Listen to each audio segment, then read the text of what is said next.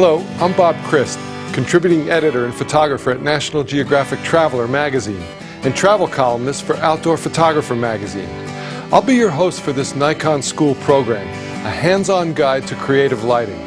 It's packed with valuable information, demonstration, and instruction to get you shooting as soon as possible. We'll talk about light itself, review some of the basics of lighting for photography, and follow up with an in-depth overview and demonstration of the outstanding Nikon creative lighting system. I'm also excited to have renowned photographer and colleague Joe McNally joining me. Joe and I will venture into the field to capture real-life images in a diverse set of scenarios. So let's get started.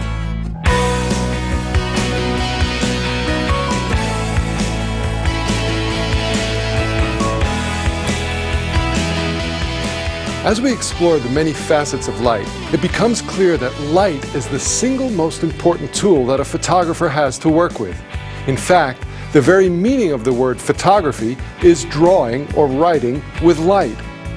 Now, the more you understand about light, how to use it, how to modify it, and what subject matter looks good in what type of light, the stronger your photographs will become. You know, a photo editor friend of mine at National Geographic Traveler magazine once told me that he'd rather look at a photograph of a line of hanging laundry shot in beautiful light than a picture of the Taj Mahal shot in dull, ugly light. But what is it that makes light beautiful, or dull, or ugly, or magical? These are all very abstract words that may not help us understand the nature of light or how we can work with it. We need to break the subject down into more concrete terms. Now, even though we're going to be discussing the use of flash and the Nikon creative lighting system of speedlights, let's start by talking about the sun. It's our main, well, really, it's our only source of natural light. And even though there's only one sun, at least in this solar system, there are a myriad of variations of the light coming from it. Now, in order to understand how to use your flash to its greatest potential, you've got to first understand the basic variables of available or natural light, because the same principles apply. Now, we can break these variables down into three basic categories. The direction of light: is it coming from the front, the side, behind, below, or above the subject? The color of light: is it warm or cool, orange or blue? And the quality of light: is it hard-edged and specular with sharp, deep shadows, or soft and diffused with open or even non-existent shadows? Learn to match the right variables within these three categories to the appropriate subject matter, and you're taking a giant step forward in your development as a photographer. If photography means drawing with light, then these are your tools. First, let's look at the direction that the light is coming from in relation to the subject. Now, why is this important? Because the world we live in is three-dimensional. The imaging sensor that we record on and the paper that we print on are only two-dimensional. The only way we can capture that feeling of depth on our two-dimensional media is by the interplay of light and shadow. Shadows are as important as light, and where you place them means everything. Hence the importance of the direction of the light. Now, the Italian painters of the Renaissance had a word for this interplay of light and shadow to create the illusion of depth. They called it chiaroscuro. Now, the color of light is also important, and yes, daylight comes in a variety of colors. In the early morning and late afternoon, the longer rays of the red-orange spectrum are more prevalent, and that's when you get that lovely warm light that's so favored by landscape photographers. During twilight, you get a bluish quality of light, as you do in deep shade. At high noon, sunlight is at its most neutral, or white. But why is the color of light important for us to consider as photographers? Because the color of the light directly affects the mood of your photo, and that affects the viewer. Reddish-orange tones can convey a feeling of warmth and well-being. Bluish tones feel cool. Greenish light, the kind put out by fluorescence, makes people look sick. And pure white light, such as that at high noon, can be accurate, but a little clinical. So the color of light affects the way the viewer reacts to your photograph. Finally, let's look at the quality of the light. Specular light, the kind that comes from the sun on a clear, bright, sunny day, is sharp and contrasty with deep, clearly defined shadows. Diffused light is the kind of light that occurs when a large layer of clouds passes between the sun and the subject, or if the subject is in shade. Because the light is broader than the little orb of the sun, it's softer and lower in contrast, with open shadows or none at all. That's because the larger the light source is in relation to the size of the subject, the softer the light will be. In a cloudless sky, the sun is a pinpoint of light. On a cloudy day, your light source is now that giant blanket of clouds, and it's a much softer light with little or no shadow at all.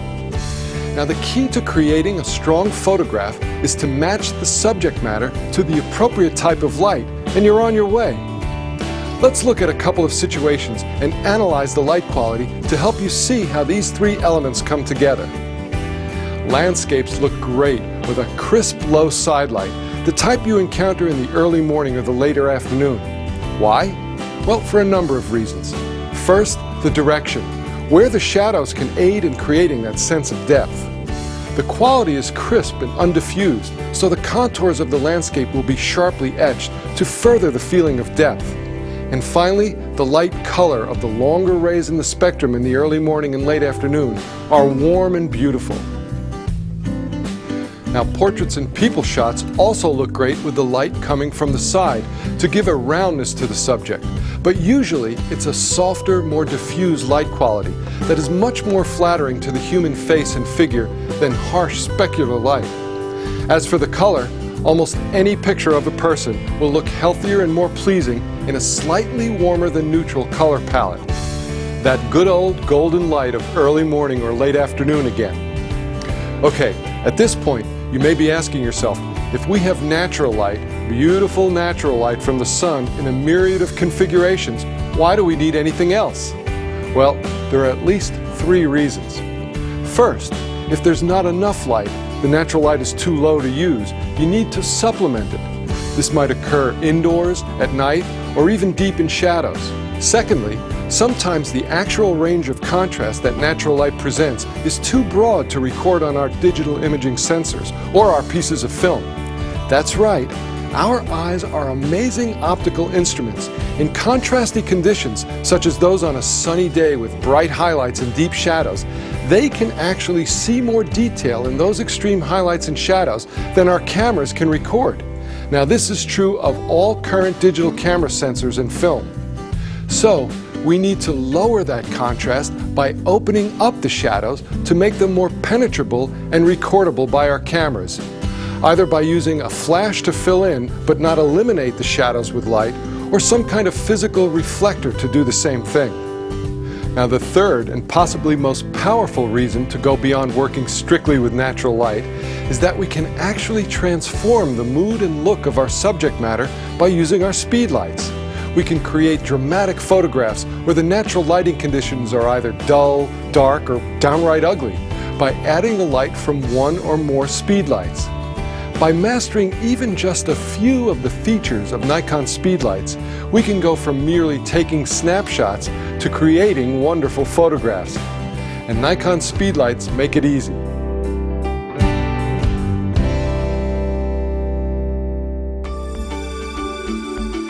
Over the years, flash technology has evolved steadily and has become more and more versatile. The creative use of flash is no longer just in the hands of a small number of experienced professionals. Today, we have the Nikon Creative Lighting System, engineered to integrate seamlessly and wirelessly with your Nikon camera to easily create wonderful flash photographs. What's different about flash? So far, we've been discussing all the similarities between flash and natural light in terms of the quality, direction, and color of the two light sources. But there are a couple of significant differences. The first and biggest difference is that while we can control the amount of natural light that hits the camera's sensor using a combination of aperture and shutter speed, flash is essentially controlled by only the aperture setting. This might be a good time for a quick review of the terms. Aperture, or f-stop, describes the size of the opening in the lens diaphragm that lets in the light, A wide or fast aperture, say f2, f2.8, or f4, lets in more light than a smaller aperture like f16, f11. Yes, the bigger the number, the smaller the aperture. Now, besides controlling the amount of light coming in through the lens, the aperture also affects the depth of field in a photograph. A wide aperture has less depth of field than a small aperture. Because the duration of the light that a flash emits is so short, beyond 1/30,000th of a second, the shutter speed of the camera, that is, the amount of time that the shutter curtains are open, doesn't really affect the amount of flash hitting the sensor or film plane. The only real way that shutter speed affects our flash is that we've got to make sure that the shutter curtains are wide open at the moment the flash goes off, so that they synchronize.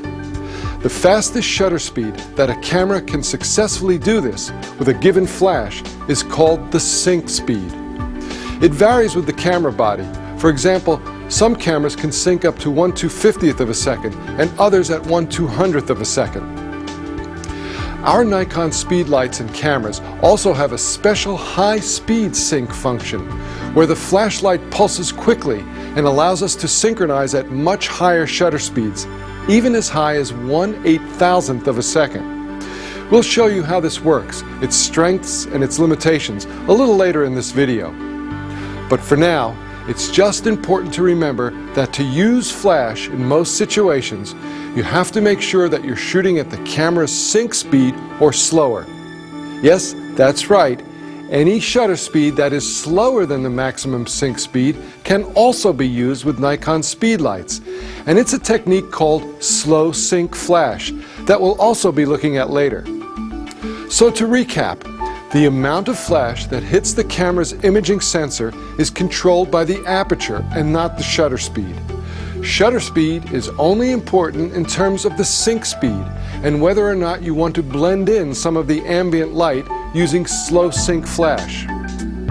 Now, the second important difference between natural light and flash is that with flash, the intensity of the light falls off very quickly as the subject's distance from the light source increases. Now, you've probably seen this effect in your own flash photography. Now, there's a term in physics to describe this rapid light fall-off, and it's called the inverse square law. But what you need to remember is that your flash illumination will fall off quickly, so you can't light subjects at multiple distances with the light from just one flash. So let's work with some sample lighting setups to show you how the basic variables of direction, quality, and color of your light can be used. We'll also look at how to set up our speed lights for seamless off-camera work. All right, let's start shooting. We're working today with Taylor. She's a talented young actress from Rhode Island. Taylor, just sit right there. And here we go. Now, this is the way most of us use our flashes the first time.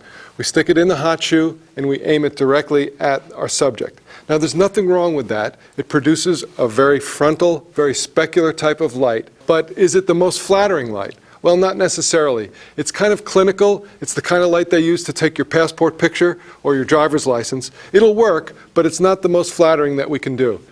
But let's just see what it does. Even with a beautiful young lady like Taylor, here we go. Okay. All righty. Let's see what we have. Okay, there she is. And as promised, it's frontal light. The shadows are behind her. The background has fallen down very much. It's very dark. We do see a lot of detail in her face, but it's a harsh light. We can see these strong shadows in her neck here. So let's see what we can do to improve that. Okay, the easiest and simplest thing you can do is to diffuse the light, change the quality of the light.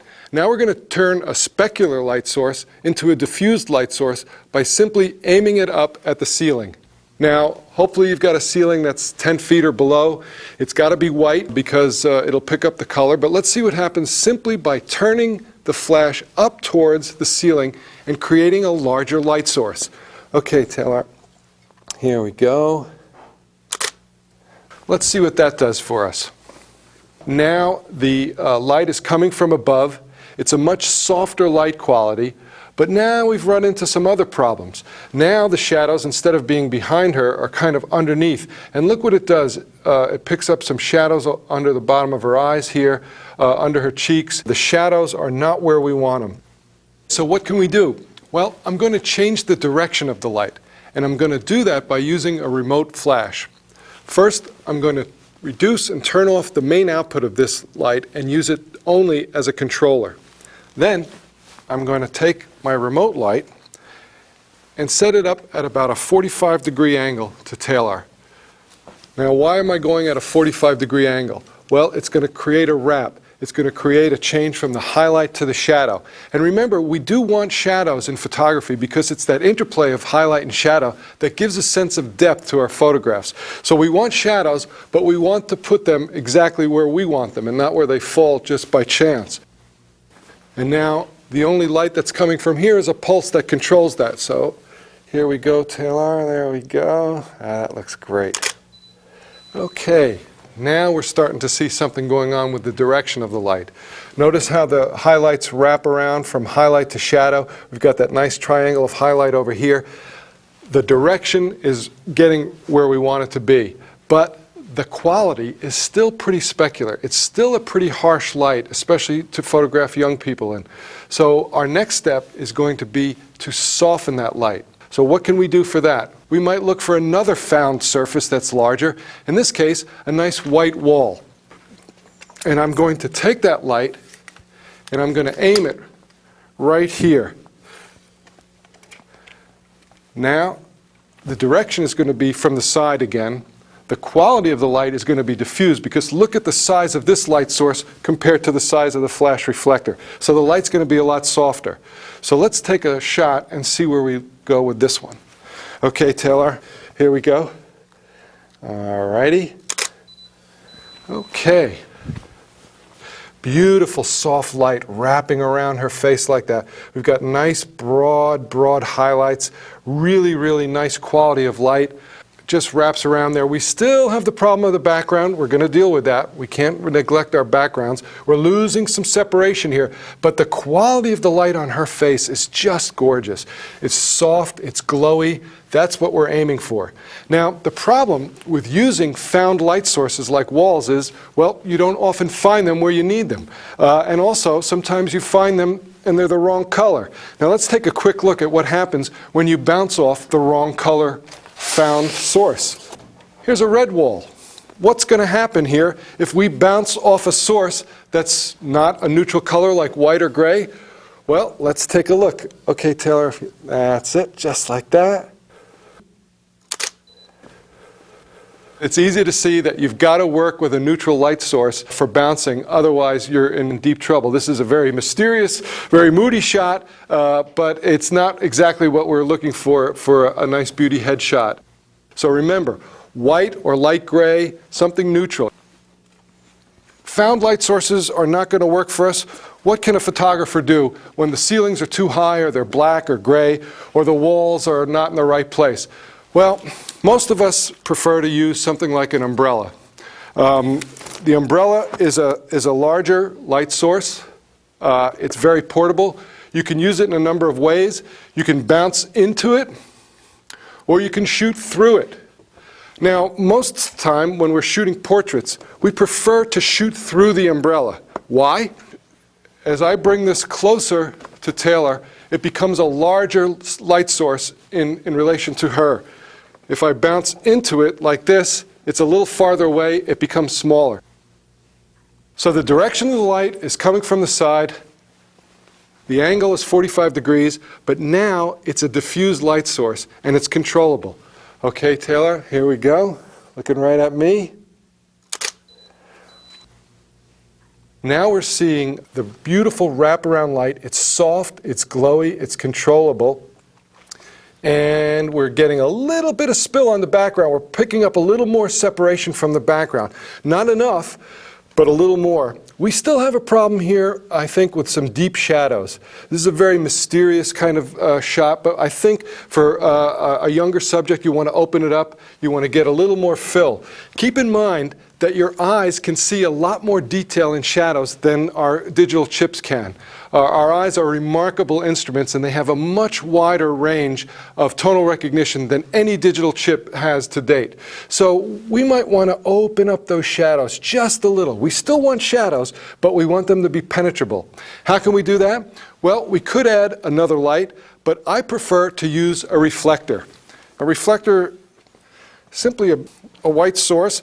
These are foldable reflectors that I can carry in the back of my camera bag anywhere. And I'm going to put that right on the shadow side here. You'll see this will catch the light coming from the umbrella. It'll bounce it back. It'll open up the shadows, but it won't override them. So let's see what the simple addition of a reflector does for this photograph. Okay, Taylor, you're looking good. There we go. All right.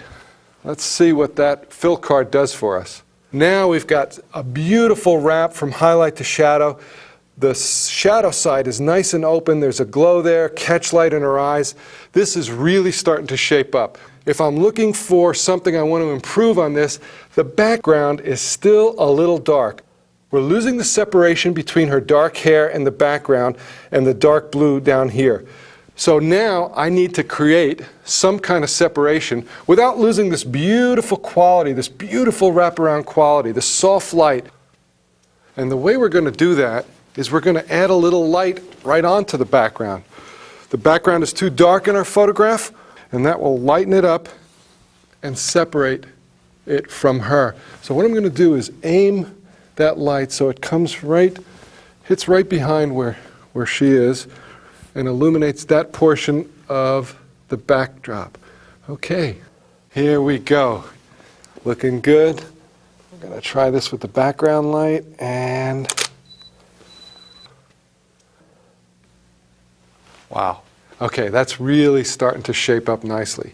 See how now, with the background light, we've got beautiful separation. Everything is clearly outlined. We've got that nice wrap of light, soft light, the main light, the fill card, the background light. It has a real feeling of dimension. She kind of pops out from the frame. It looks terrific. And honestly speaking, you could stop right here and you'd have a beautiful portrait or headshot here. But I'm seeing one little other thing I'd like to mess around with a little. And that is, I'd like to bring out a little detail in her hair there. She's got beautiful hair that you can see when it catches a highlight, it just glows. So I would like to get a little bit more of a kick over here on the shadow side of her hair. Now, funnily enough, the light I'm going to use is another light aimed right at her, and it is sometimes called a kicker or a hair light or a rim light, any one of those three terms. And the rim that it's going to light is her shoulder and her hair here. So I am going to take a third light now and try for further separation. Now, the thing to remember when you're working with a hair light or a rim light is that you want to concentrate the light. You don't want it spilling all over. So I want a specular source, and I want it to be very concentrated. So I'm going to zoom the head out a little to 200 millimeters and aim it right at her hair there. All right, so now I've got the background light, I've got a rim light or a kicker, and I've got the main soft light and a fill card. Let's see what kind of result that gives us. Okay. Bingo. There it is. There it is. Notice how that third light, that kicker, just puts a little sparkle on the shadow side of her hair. We get a nice little backlighting on the shoulder here. Also over here, a little more separation on the shadow side. This just works beautifully, I think. And that third light just adds the separation. Let's see if we can go back and call up the other shot here. You see the difference. We've got the dark here. It looks fine, but by just bringing out that kicker light, we're just adding that little added dimension there. So there you have it. Simple three-light portrait. Started with a flash-on camera and a slow build using Nikon speed lights to create a professional-looking beauty portrait, just as easy as that.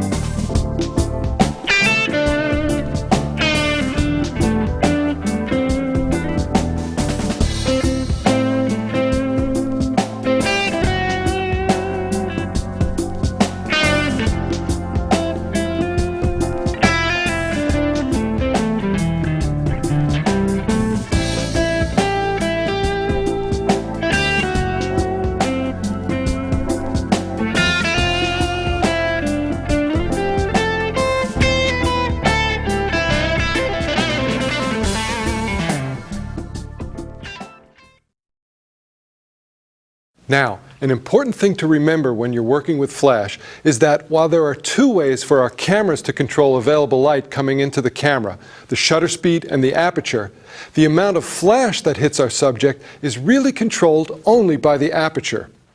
The way that shutter speed affects flash is in terms of synchronizing the opening of the shutter with the burst of the flash. Now, the fastest possible shutter speed that allows the flash to fire when the shutter curtains are fully opened is called the sync speed.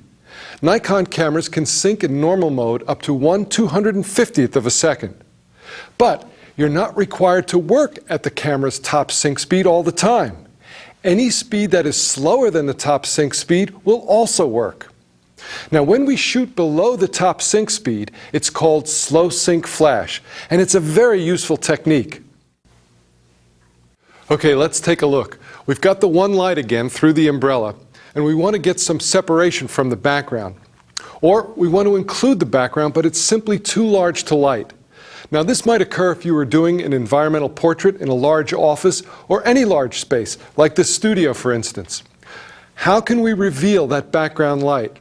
Well, keeping in mind that our flash exposure is only controlled by the aperture, and also that flash tends to fall off very quickly. In other words, it doesn't travel all that far. What we can do is use the aperture to control our flash exposure here on our subject in the foreground. We have f/5.6 set on the camera, and the available light exposure for the background is 1/4 of a second. The flash is going to light the subject.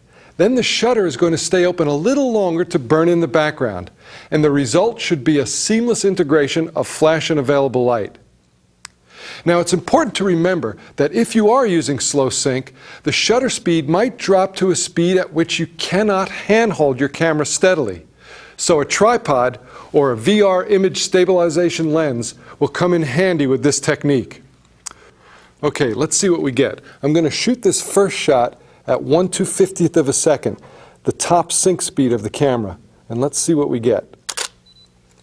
Alrighty. Okay, there's the shot. And what we have is a perfectly exposed subject, but look at all that darkness behind her. There's no sense of the background whatsoever. And this is the way most of our flash shots look when we shoot at the top or higher sync speeds. It just loses all sense of the background, especially if the background is in low light. So for an environmental portrait or almost any kind of family shots, you want a sense of the background, the setting. How can we achieve that? Okay, we're going to try to drop that shutter speed a little lower to register the low light in the background. I'm going to drop this shutter speed to 1/4 of a second, and we'll take another shot, and we'll see what that slower shutter speed does. There it is, bingo. Now all of a sudden the background becomes lit and blended perfectly. We've got the perfectly exposed foreground, the subject in the foreground, and we have a great sense of her environment. Now, this is the great technique to use for environmental portraiture or almost any kind of family situations. You always want a sense of place when you're shooting people. You don't want them floating in darkness. So here it is, slow sync flash. It's a great technique.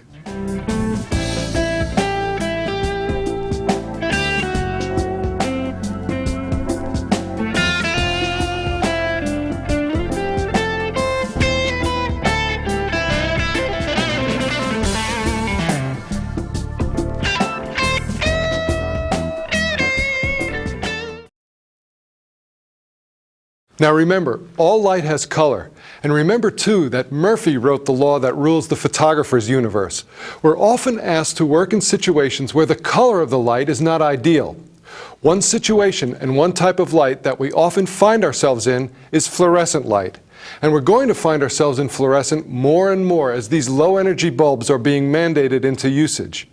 Now, fluorescent light is very cost efficient, but it's very ugly. Why? Well, because it does not emit a full spectrum of light. It is very, very green. Now, we mentioned before how light affects your emotions, the emotions of the viewer. We've seen that nice, warm light looks rich and inviting. But if we had shot this same scene in a fluorescently lit room, it gives that sickly green color that you associate with hospital emergency rooms. So what can we do? Let's take a look. We're going to shoot our first shot just the way we see it. Okay, Taylor. Okay, let's see what we've got. Oh boy. Okay, we've got that very heavy cast of green. We've got the wrong color balance. We have daylight balance set for in the camera, but our main sources of light are fluorescent. Fluorescent is very green, so the color of the light is way off. You can see the green highlights in her hair, you can see the green in the background, but also it's very contrasty, so the quality of the light isn't there either. Okay, I think I can clean this up by using a remote flash. Yes, I'm going to turn my flash back on. I'm going to move it in, again, a little closer here to get that nice 3/4 light. And hopefully, we're going to clean up that green. Now, I'm going to turn my master flash back on as the controller here. And we're going to take a shot and see what that does. All right. Oh, nice. Now, we've got a very clean skin tone here. She looks great, but look, there's still that leftover green highlight from the fluorescent here, and the background is still green. That's because we're still working in daylight white balance. What we've got to do to clean up that green is to change our white balance from daylight to fluorescent. Now that'll clean up all that green. So let's try that, and let's see what happens. So I take my white balance, I go from daylight to fluorescent, and we're going to take another shot. That looks great, Taylor. There we go. Okay. Let's see. All right, now we see what messing around with changing the color is a kind of a house of cards here. By changing to the fluorescent light balance, we've cleaned up the background light, we've cleaned up the highlights, but now look how magenta her skin tone is. Why? Well, remember that the flash is balanced for daylight. It's a different color than the fluorescence. So we've corrected for the fluorescence by adding a little magenta thanks to the white balance, but now the flash looks too magenta. So what are we going to do? Well, we've got to make both light sources the same color. So rather than try to put daylight filters over all these fluorescent bulbs, it's easier to make our flash the same color as the fluorescent by adding a small filter, a green filter. So what I'm going to do is add this green gel filter to the front of the flash, and that will change the light balance of the flash unit from daylight to fluorescent. Now, let's take a shot and see what that does. Okay, here we go, Taylor. We're in the home stretch. Okay, and now we've got a beautifully lit environmental portrait, and that is what we call in the business a wrap. Taylor, thank you so much. It's been a pleasure working with you. Enjoy the rest of your day.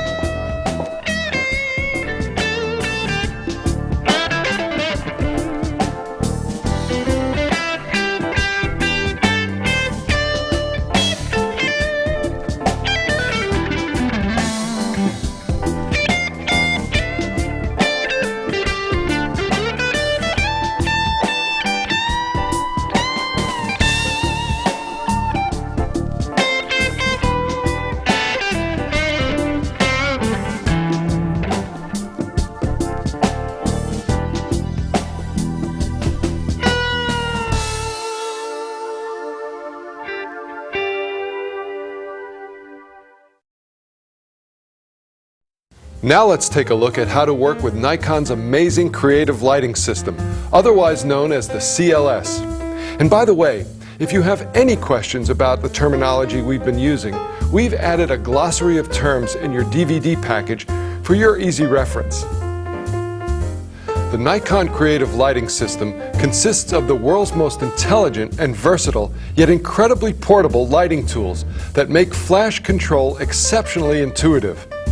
The system includes the innovative Nikon SB900 speedlight, as well as the SB800, SB600, and SBR200 speedlights. I'd like to show you how easy it is to set up and control Nikon speedlights in a variety of multiple wireless flash situations. By using Nikon's advanced wireless lighting system, you can set up the SB900 as a master flash unit in the commander mode, which allows you to wirelessly control Nikon remote speedlight units in as many as 3 different remote groups. We're also going to show you how to set up the Nikon D300 digital SLR using the built-in flash as a wireless commander. The steps are very similar to setting up cameras like the D700 and D80 that also have wireless commander control through the built-in flash, and the D3 with the SU800 wireless commander. And finally, we'll put together the R1C1 wireless close-up speedlight system, which is the perfect portable lighting system for indoor and outdoor close-up shooting, and comes supplied with the SU800 wireless commander.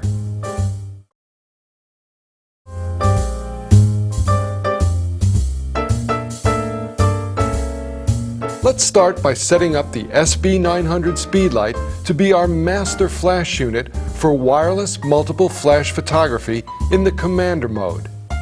When the SB900 is in master mode, the other speedlight units should be set to remote in order to fire wirelessly. The commander mode enables the SB900 to trigger remote Nikon speedlight units. While in commander mode, the SB900 wirelessly controls as many as 3 remote groups of speedlights, A, B, and C. Once the remote speedlight units are placed within a scene, you can conveniently and easily control their output without moving from your shooting position. The Nikon Creative Lighting System offers 4 separate channels, allowing several photographers using Nikon CLS-enabled wireless speedlights to set a channel different from yours. This prevents unintentional triggering of other speedlights in the same setting, such as at a wedding, press conference, or sporting event. However, if you're like me and you typically shoot by yourself, it's a good idea to pick one channel that you always work with and set your master and remote speedlights to always work with that channel. The SB900 places the wireless master and remote command switches on the outside of the speedlight. While holding down the button in the center, align the index on the power on-off switch to the master setting. And that's it. It really doesn't get much easier or quicker than that. The SB900's LCD display will change to the master view, which includes the groups, channel options, and compensation values that you'll be working with. First, be sure to choose and set the channel that will be used to trigger your remote speedlights. Press Function button 2 just under the CH on the display to highlight the channel. Turn the dial selector to choose the desired channel and press the OK button. My personal favorite, Channel 3. Let's set the flash mode and flash output level compensation value for the master unit. This procedure applies to setting groups A, B, and C. To set the flash mode, press Function button 1 on the master flash unit to highlight M. Press the Mode button, turn the dial selector to choose the desired flash mode, and press the OK button. Your flash mode options include TTL through the lens flash metering, A for auto aperture, M for manual output, and these dashes mean that you have no light output from the master unit or selected group, although even with the dashes, a pre-flash will occur. You can change the flash output compensation value for the M group. Press Function button 2. Then turn the dial selector to choose the desired flash output level compensation value and press the OK button. Now, press Function button 1 to highlight the group A. Repeat these procedures to set the flash mode and flash output level compensation values of the remote flash units as we did with the M master speedlight. In the same way as with Group A, set the flash mode and flash output level compensation values of the remote flash units in Groups B and C. Now, if you want to make changes to the flash mode and power output of the remote speedlight units during shooting, you can do so from the Master SB900. The change will take effect immediately. You know, one of the things I've learned to do is trust in Nikon speedlight technology, and you should do the same. Although there are times when I'll try different modes, I typically choose the TTL flash mode and simply adjust the output compensation, plus or minus, based on the conditions of the scene. Now let's set up the Nikon D300 digital SLR as our commander. The steps are very similar to setting up cameras like the D700 and D80 that also have wireless commander control through the built-in flash. First, we select the wireless flash commander mode option within the custom settings menu under the built-in flash option. On the D300, the custom setting is E3. When you enter the commander mode, the built-in flash, Group A and Group B are all activated and set to TTL with 0 exposure compensation. In this scenario, the built-in flash will send a pre-flash signal to the remote speedlights with exposure and triggering information. You can adjust flash compensation for groups A and B as well as the built-in flash. Press the camera's multi-selector right or left to move into the mode or compensation windows for the built-in flash and both groups. Use the up and down arrows with the multi-selector to set your desired values. You can set the built-in flash as well as the A and B groups to fire and be factored into the exposure. Or they can be turned off individually depending on your lighting requirements. Just toggle the multi-selector to the right to enter the mode window for the item you want to turn off. Toggle the multi-selector up or down until you see the dashed lines. This means that the built-in flash or selected speedlight will not fire. Keep in mind that although you may turn off the built-in flash from being calculated into the exposure, it will still send the pre-flash signal to control the remote units. This pre-flash communicates with the other speedlights and does not occur during the actual exposure. Once you've set the commander mode to your liking, be sure that the channel you've selected matches the channel set on the remote units. Also, be sure to press the OK button to confirm and set the commander mode. Another thing to note is that the wireless flash commander mode works only in program, shutter priority, aperture priority, or the manual exposure modes. Now the good news is you can use an unlimited number of remote units in each of the speedlight groups, which offers an incredible amount of creative lighting control. Now we'll attach the SU800 to the Nikon D3 digital SLR and use it as our wireless speedlight commander. By the way, the SU800 works with all Nikon CLS compatible digital SLR cameras, whether or not they have a built-in flash commander. In this configuration, the remote flash units can be divided into 3 groups, A, B, and C, and the flash output level can be separately set for each group of master and remote flash units. First, let's use the Commander Close-Up Select switch, found in the battery chamber area, to select the commander function that allows for 3-group remote operation. Then, turn on the D3 and SU800. Make sure that the ready light on the SU800 comes on. Now, we can set the remote flash unit's flash mode. Press the Select Function button to display the flash mode, which is blinking, for each group. The options for flash mode of our remote flash units include TTL, AA, M, or Flash Cancelled. TTL is recommended for normal flash shooting. Select the group name A, B, or C.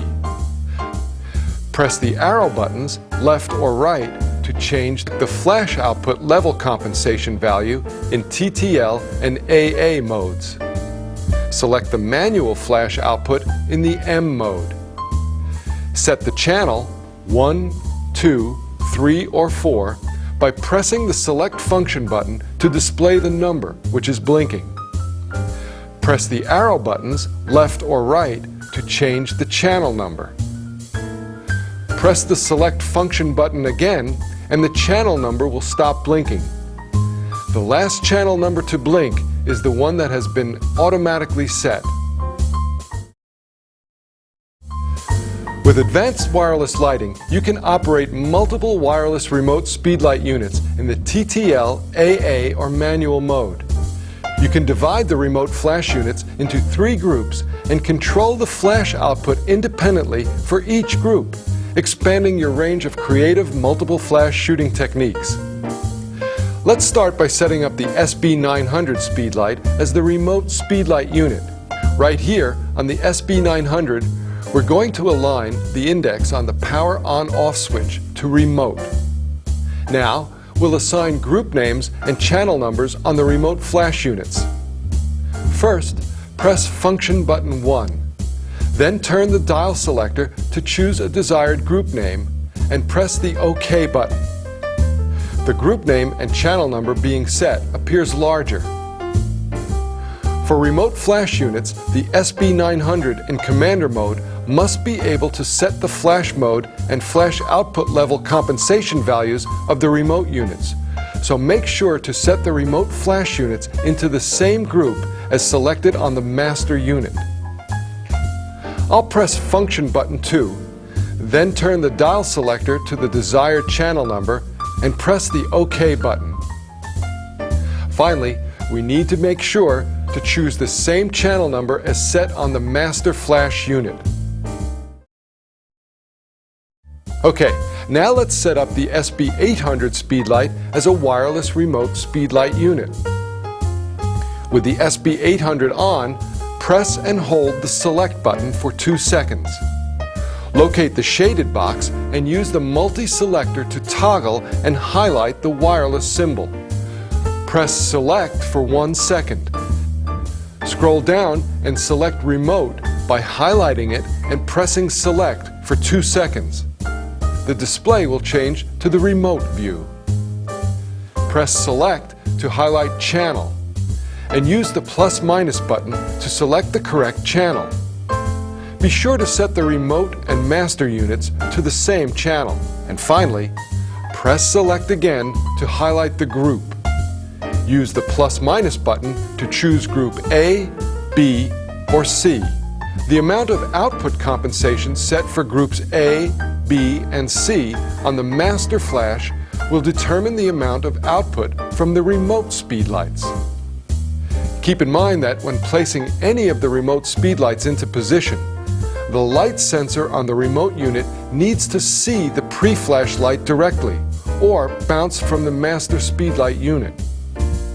To exit wireless and return to normal TTL operation, just reset the SB800 to normal TTL operation by holding the on-off and mode button for 2 seconds.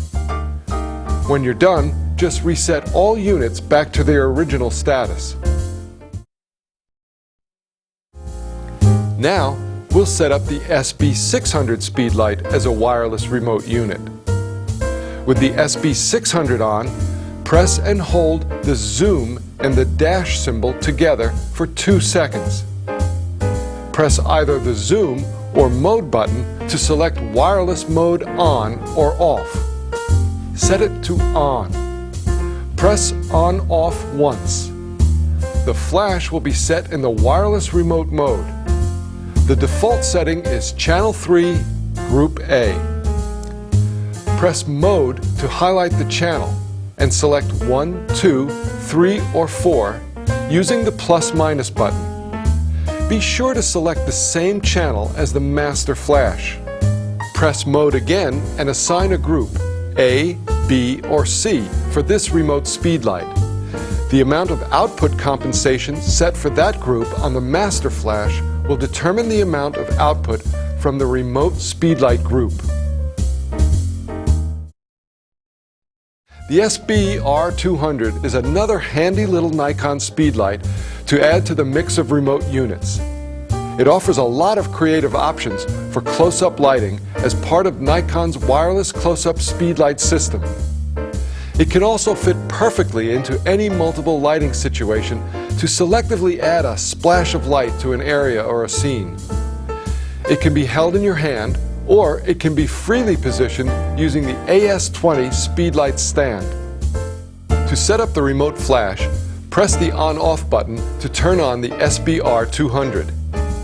Set the channel by rotating the channel select dial to the desired channel. Be sure to set the same channel number as set on the wireless commander.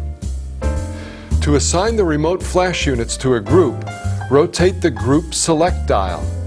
Once set, the SBR200 operates according to the controls set on the commander.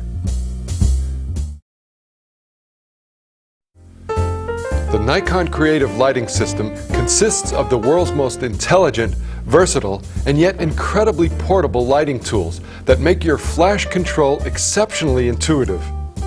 The system includes the groundbreaking Nikon SB800 speedlight, the SB600, SBR200 speedlights, and the SB900 speedlight.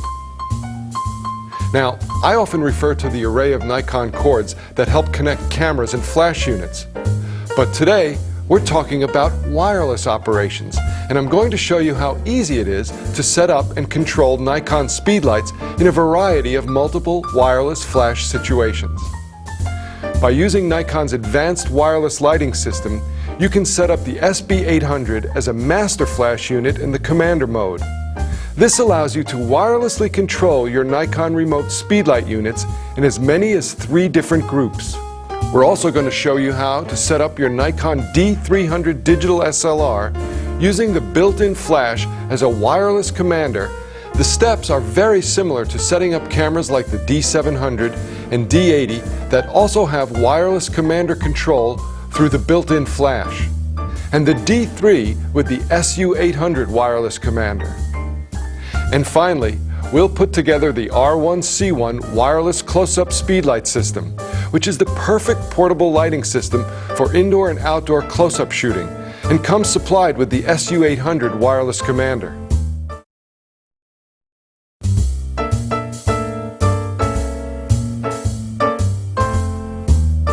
First, we'll set up the SB800 to work as a master flash unit in the commander mode. While in commander mode, the SB800 wirelessly controls as many as 3 remote groups of speedlights, A, B, and C. Once your remote speedlight units are set up, you can conveniently and easily control their output without moving from your shooting position. Represented by M, the master flash on the camera can be set to output light within the scene or act solely as a trigger for the remote speedlights. The Nikon Creative Lighting System offers 4 separate channels, allowing several photographers using Nikon CLS-enabled wireless speedlights to set up a channel different from yours. This prevents unintentional triggering of the other speedlights in the same setting, such as at a wedding, press conference, or sporting event.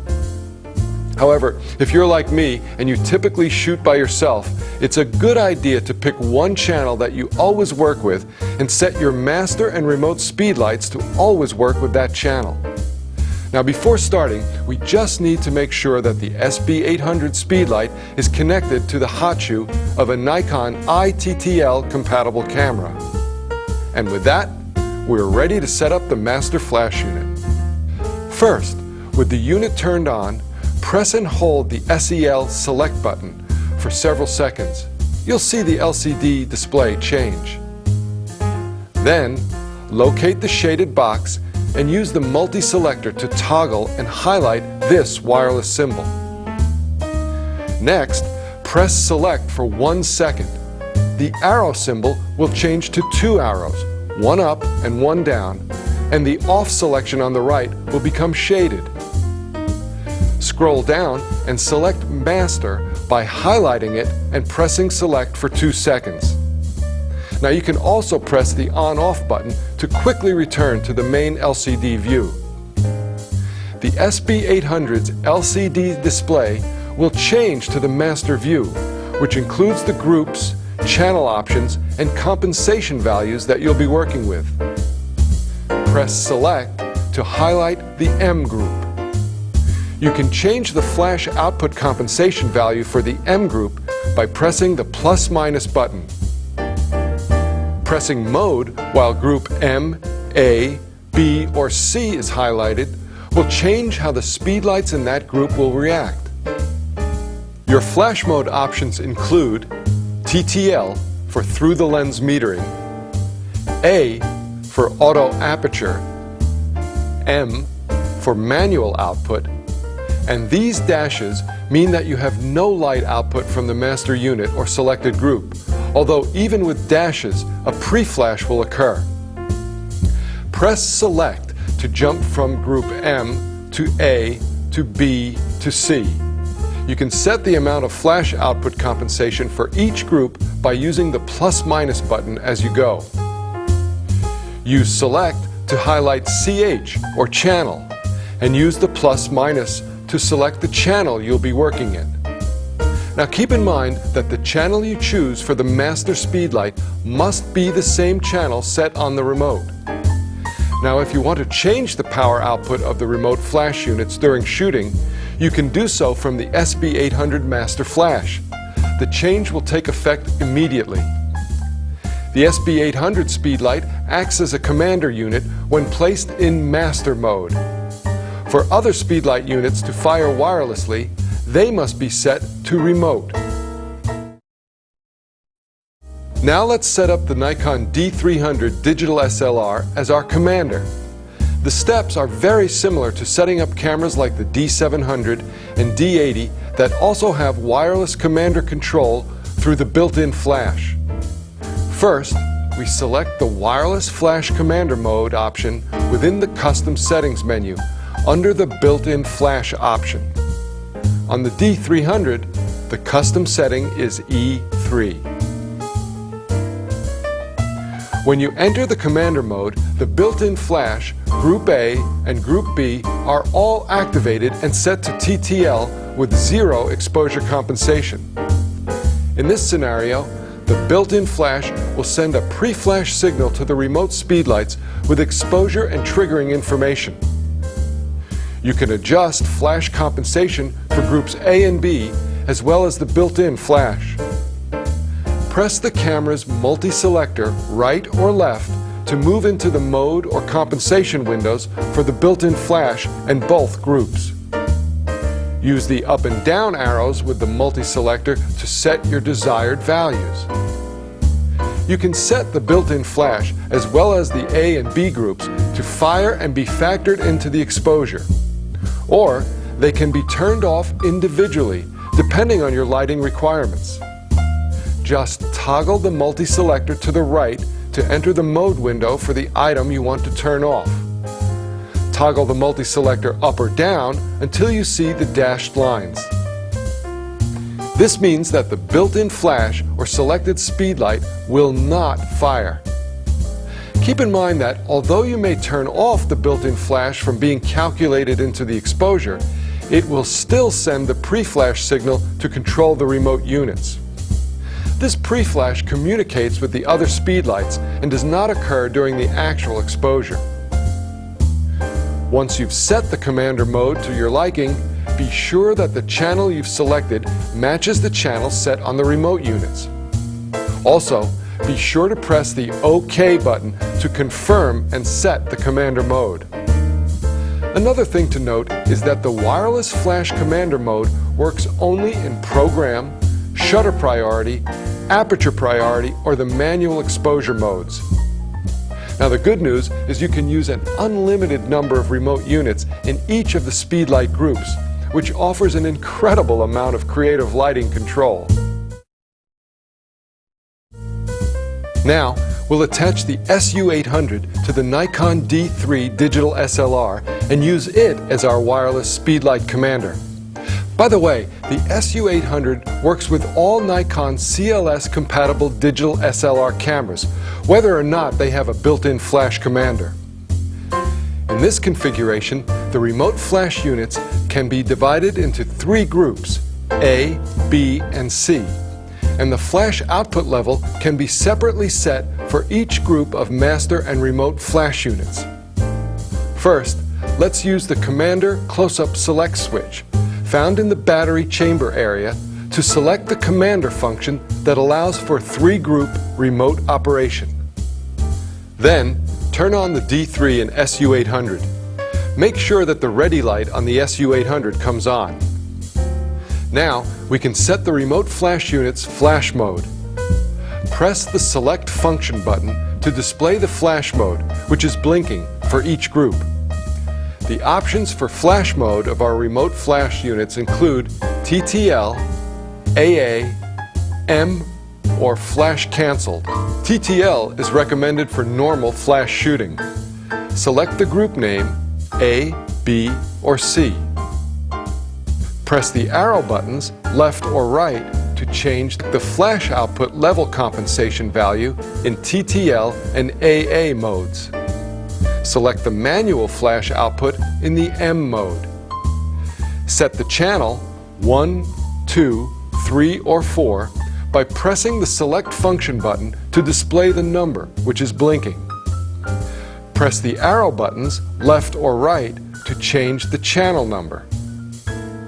Press the Select Function button again, and the channel number will stop blinking.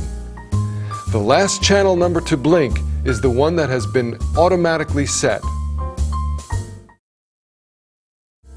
With advanced wireless lighting, you can operate multiple wireless remote speedlight units in the TTL mode. You can divide the remote flash units in this mode into 3 groups and control the flash output independently for each group, expanding your range of creative multiple flash shooting techniques. Let's start by setting up the SB800 Speedlight as a wireless remote speedlight unit. With the SB800 on, press and hold the Select button for 2 seconds. Locate the shaded box and use the multi-selector to toggle and highlight the wireless symbol. Press Select for 1 second.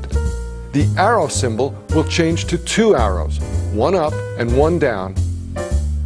Scroll down and select Remote by highlighting it and pressing Select for 2 seconds.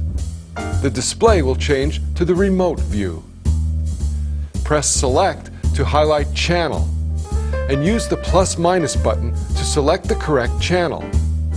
Be sure to set the remote and master units to the same channel. And finally, press Select again to highlight the group. Use the plus/minus button to choose group A, B, or C. The amount of output compensation set for groups A, B, and C on the master flash will determine the amount of output from the remote speedlights. Keep in mind that when placing any of the remote speedlights into position, the light sensor on the remote unit needs to see the pre-flash light directly or bounce from the master speedlight unit. To exit wireless and return to normal TTL operation, just reset the SB800 to normal TTL operation by holding the On/Off and Mode button for 2 seconds. When you're done, just reset all units back to their original status.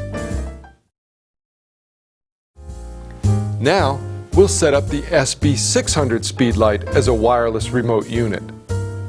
With the SB600 on, press and hold the zoom and the dash symbol together for 2 seconds. Press either the zoom or mode button to select wireless mode on or off. Set it to on. Press on/off once. The flash will be set in the wireless remote mode. The default setting is Channel 3, Group A. Press Mode to highlight the channel and select 1, 2, 3, or 4 using the plus/minus button. Be sure to select the same channel as the master flash. Press Mode again and assign a group, A, B, or C, for this remote speedlight. The amount of output compensation set for that group on the master flash will determine the amount of output from the remote speedlight group. The SB-R200 is another handy little Nikon speedlight to add to the mix of remote units. It offers a lot of creative options for close-up lighting as part of Nikon's wireless close-up speedlight system. It can also fit perfectly into any multiple lighting situation to selectively add a splash of light to an area or a scene. It can be held in your hand, or it can be freely positioned using the AS20 Speedlight stand. To set up the remote flash, press the on-off button to turn on the SBR200. Set the channel by rotating the channel select dial to the desired channel. Be sure to set the same channel number as set on the wireless commander. To assign the remote flash units to a group, rotate the group select dial. Once set, the SBR200 operates according to the controls set on the commander. Finally, let's set up the SB900 speedlight as the remote flash unit. Right here on the SB900, we're going to simply align the index on the power on-off switch wireless setting to remote. Now, we'll assign a group and channel for the remote unit. First, press Function button 1. Then, turn the dial selector to choose a desired group name, and press the OK button. The group name and channel number being set appear larger. I'll press Function button 2, turn the dial selector to select the desired channel number, and press the OK button. Finally, we need to be sure to choose the same channel number as set on the master flash unit.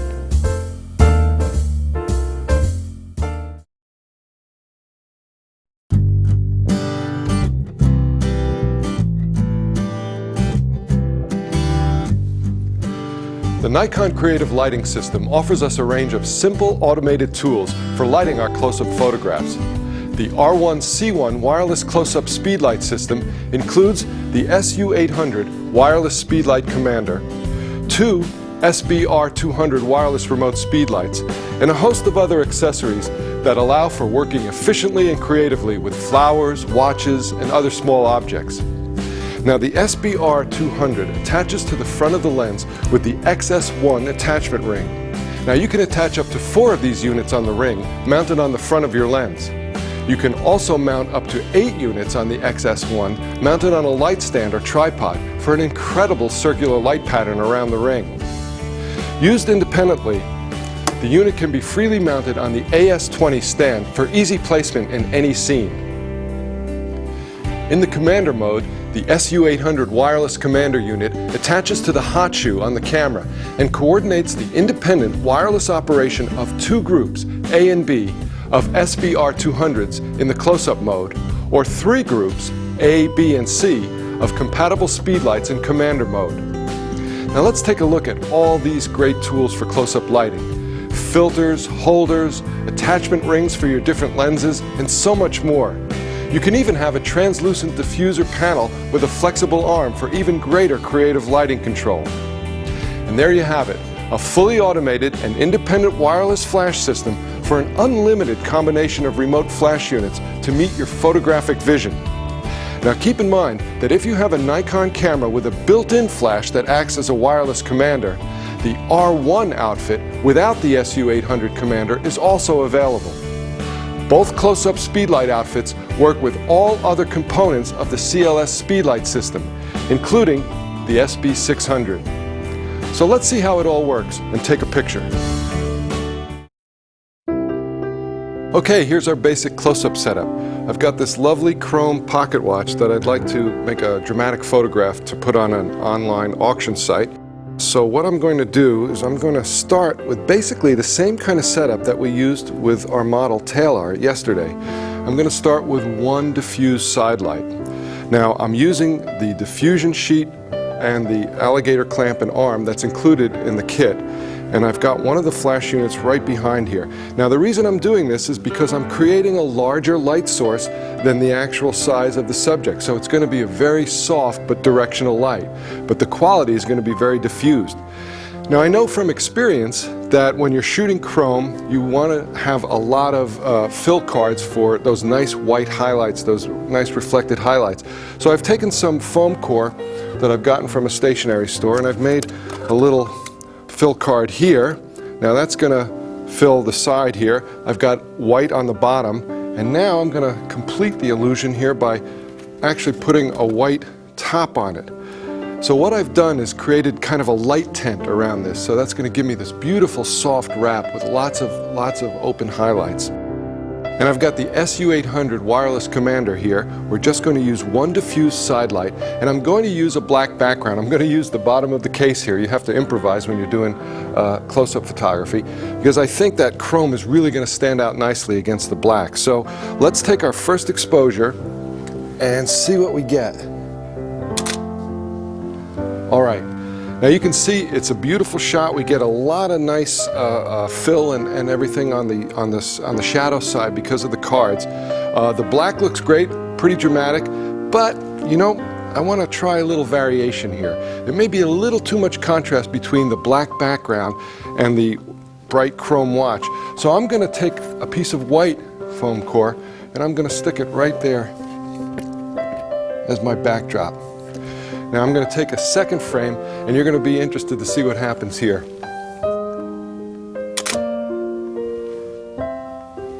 What happened to the white background? It looks gray, doesn't it? Well, remember what we said about flash falling off quickly. That's quite a distance between our main light and the background light. It's receiving a lot less light than our main subject, and it's fallen off, and it's rendered it as a nice mid-tone gray. Now it looks great, but it's not white.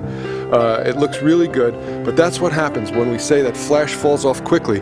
I'm not kidding. You see it's about a foot here and it's fallen off, but it gives us a nice gray background. But you know, you got to compete against a lot of things on these online sites, so I want to jazz it up a little. So I think I'm going to try to add a second light, maybe light the background a color by adding a red gel onto the second unit, and I'm going to throw that light on the background. And we've got the bright red there. That's going to look good. Just going to hide that behind the watch and aim it up towards the background. Okay, let's see what happens. Okay, you see what that red does in the background. Not only does it create a beautiful wash of color, but now we can see through the watch parts. One of the selling points of this watch is that it has an open movement in the back and the front, and the red allows that to show through a little more than the gray or the black. So the red not only adds color, but it lets us see detail. Now I am using an f11 here to get sufficient depth of field, because you know when you're shooting macro, you need as much depth of field as you possibly can get. F11 seems to do the job. It gives me nice sharp front to back focus on the watch, but it doesn't focus too much on the background. So now it's just a matter of, you know, a little variety. So I'm gonna see, now that I know that the color on the background works well, I'm gonna try a different color and see what happens. The red is a hot color, blue has more of a cool feel. Let's see what happens there. Okay. Now I'm controlling the output of each flash using the A and B channel on the SU800, so I can vary the power if I need to. But these gels seem to be about the same, so I'm going to start with the same settings. And let's see what happens when we do the blue. Okay, another nice rendition. Much cooler this time, but now we can still see through the watch, and now we have this blue wash behind it.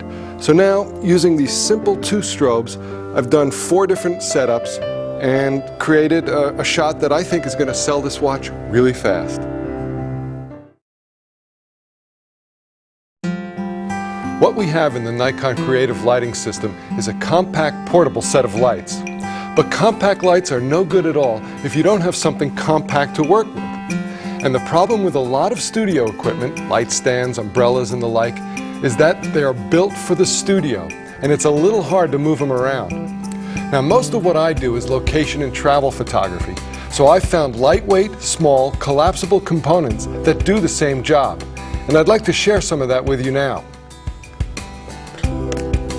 All my gear for my little portable studio fits in this carry-on case.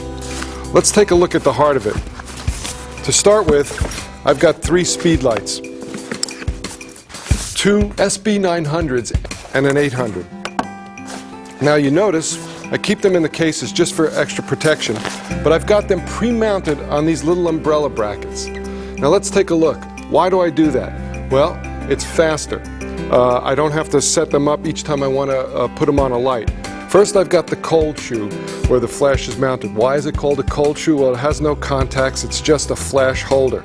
Then I've got it on a small ball head here, and that's mounted to this umbrella bracket.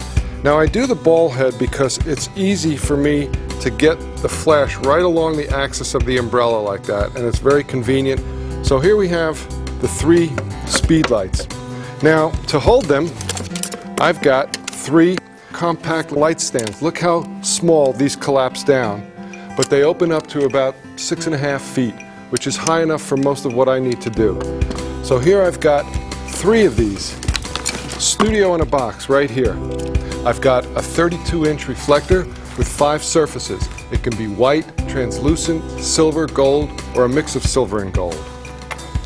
Now I'm interested in diffusing my light sources, so besides the reflector, I've also got 2 umbrellas. Now look how compactly these fold down, about 15 inches, but when they open up, they're about a 39-inch diameter umbrella. But they both fit in there just like that. Now, there are times when I don't want to diffuse the light, I want to concentrate the light. I want to focus that beam down. For that, I'm going to be carrying a pair of grid spots, and you can see they have different diameters in there for focusing the light tighter or a little looser, and they Velcro right onto the outside of the flash. And then I also have some snoots. Now a snoot wraps around and forms like a tube, wraps around the front of the light, forms a tube that restricts the flow of light as well. So I've got diffusers and concentrators, just light modifiers, very small and very compact. Now sometimes I have to shoot all day long with flash, and for those instances I have these extra battery packs, the SD9 and the SD8A. Now I often shoot with 2 camera bodies, one with a wide angle zoom and one with a telephoto zoom. So for that I carry not 1 but 2 of these SU-800 wireless commander units. That way I can seamlessly go from one camera body to the other and have my setup be controlled wirelessly. And finally, for those times where you just can't have a light stand in the picture, I carry just a little alligator clamp with a ball head and another cold shoe on, so I can clamp a unit onto a ceiling panel or a bookcase, the top of a door, anything like that.